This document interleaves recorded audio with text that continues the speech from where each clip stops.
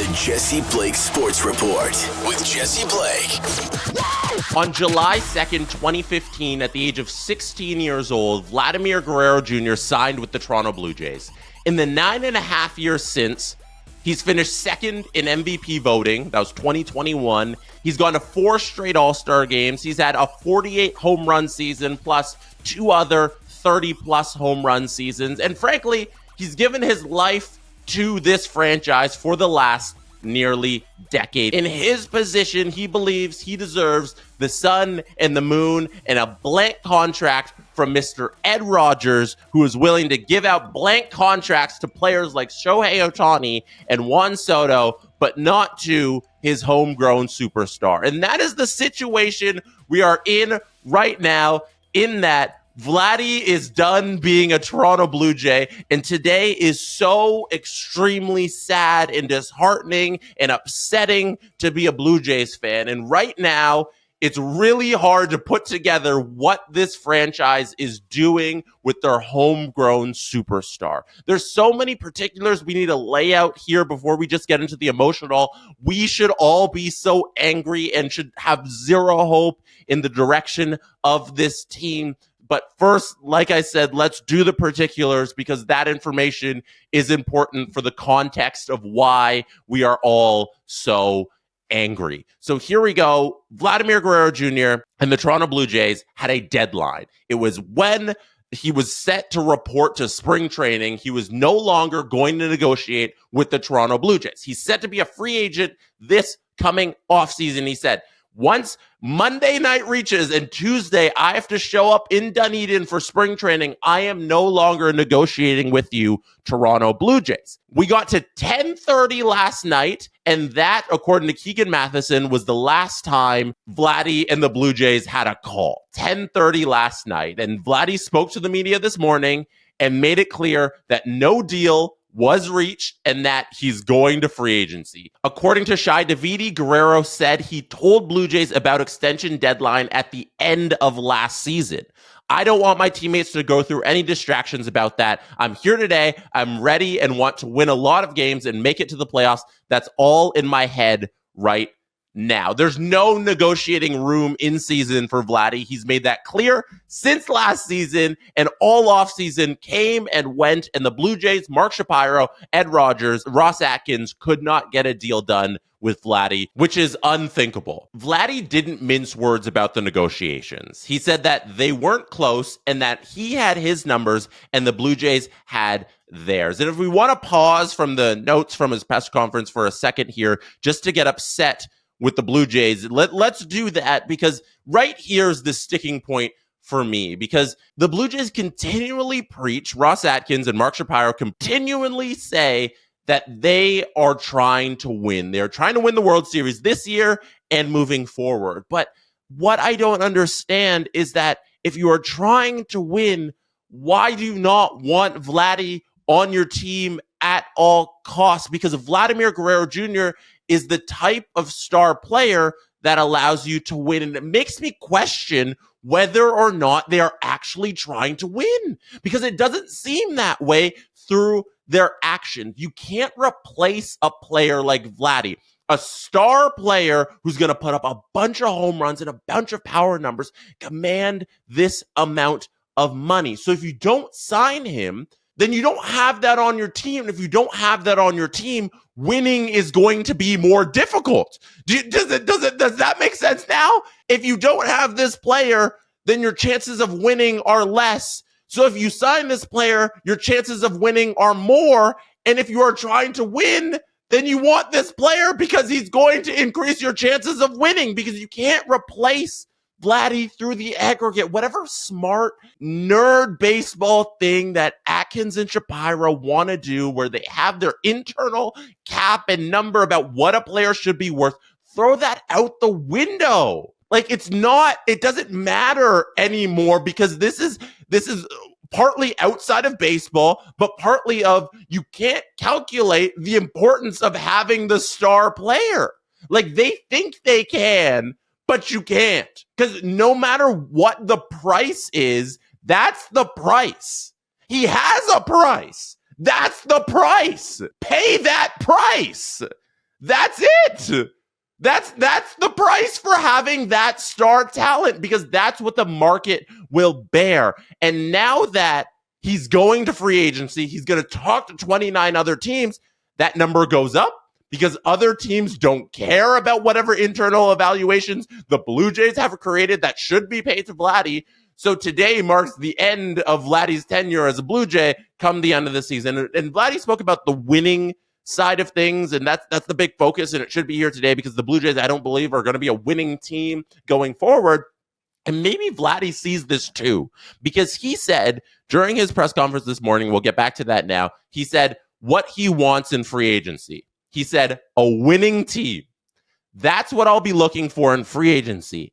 As you guys know, my dad played a lot of years. He never won a World Series. My personal goal is to win a World Series and give the ring to my dad. I'm going to cry. He clearly doesn't see that in Toronto. He doesn't see that moment of when he can hand his World Series ring to his dad on when he receives it. He doesn't see that happening in Toronto. And that breaks my heart, because what happened to this team? What happened to this team when we thought we were so close in 2015 and 2016, and now we're at the point where we're losing the star of our franchise? And we haven't even brought up Bo Bichette, who's also unsigned. Is this a bigger plan by the Blue Jays to tank this team and trade Vladdy at the trade deadline to try and get assets because they're going to suck through April through July? Like, are we reaching that point where we have to talk about Vladdy trades because they don't want to walk him to free agency because they can get a whole bunch of assets for the future and prospects? And woo, that to me is so unbelievably sad that the Blue Jays have reached this point. And let's hear a little from Ross Atkins, who spoke this morning as well, because the big question is, okay, you were willing to give Juan Soto and Shohei Ohtani hundreds of millions of dollars, but you weren't willing to give that to Vladdy, at least not to the point where he was okay with accepting the money. Why is that? And he answered that question. Hazel May was recording it, and she posted it on her Twitter. Here is the answer from Ross Atkins. Ohtani, you guys are in on Soto. You have top 5 payroll. Resources don't appear to be an issue. So if resources aren't an issue, why is Vlad not signed? Yeah, I mean, it's every deal, every situation is different, and we always have had incredible support. How you come up with a value and are willing to reach, certain thresholds, you have to stay disciplined to, and you have to stay disciplined to the fact that we are running a business. What would you say to fans who think that you were able to offer a lot of money to Juan Soto or Shohei Ohtani, who did not want to be here, but Vlad did want to be here?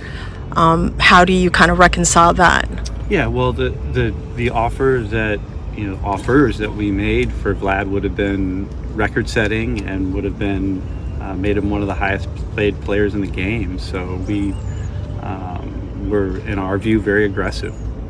Rush, are those Blue Jays records? What records? Highest would have been one of the Blue Jays records, and would have been one of the highest paid players in the game. My sticking point there with what Ross Atkins says was when he talks about this is a business, and at the end of the day, you got to make our numbers for the business, because I don't think he understands that the business, and it's him, it's Mark Shapiro, and it's Ed Rogers. The business you're in is the business of fans. That's the business you're in. And at the end of the day, if you don't win, and if you allow Vladdy to walk and this team sucks, or you trade him, or whatever it is, if this team doesn't win, then that's it. Everybody's done. And that's the business you're in. You're in the business of people hate this franchise because of how you're running it. And that is the business you've created. Where do we move forward here? Because you've created a hostile environment for your fans where they don't believe you, they don't trust you, and they don't know what's going on with their favorite team. And that's the business the Blue Jays are in right now. And the direction of this team is directionless. And nobody understands how to move forward with these people. And at the end of the day, the best way to move forward would be without everybody from top to bottom, because the way it's been run has been a disgrace. And that's what we've reached now. We've reached, this thing is awful. If they don't win, they still got a chance here to win and still let Vladdy walk and whatever. But even then, it's like, how do we come back from you just homegrown superstar wants a lot of money? Every instance in pro sports tells you just sign the guy, figure it out down the line when you win. Make back every dollar you could ever spend on Vladdy just by winning. That's all you got to do. People love this team when it's successful, when they know where they're going and it's good. And you continually don't create that environment for fans. And it's gonna be a one wild season to watch this thing unfold. Like I said, we could get to the point where Vladdy's traded at the trade deadline and he walks and he signs $100 bajillion with the Red Sox, and that's it. And that's the end of this franchise. And who knows what happens after that. This is a depressing day to be a Blue Jays fan. I'm at a loss for words at the end of this thing. Let me know what you think. Let me know if you believe in anything moving forward with the Toronto Blue Jays, because I don't right now.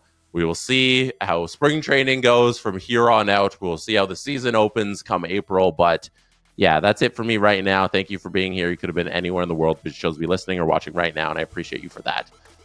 Don't forget to hit like. Don't forget to hit subscribe. Good night from Toronto. And that is how it's done.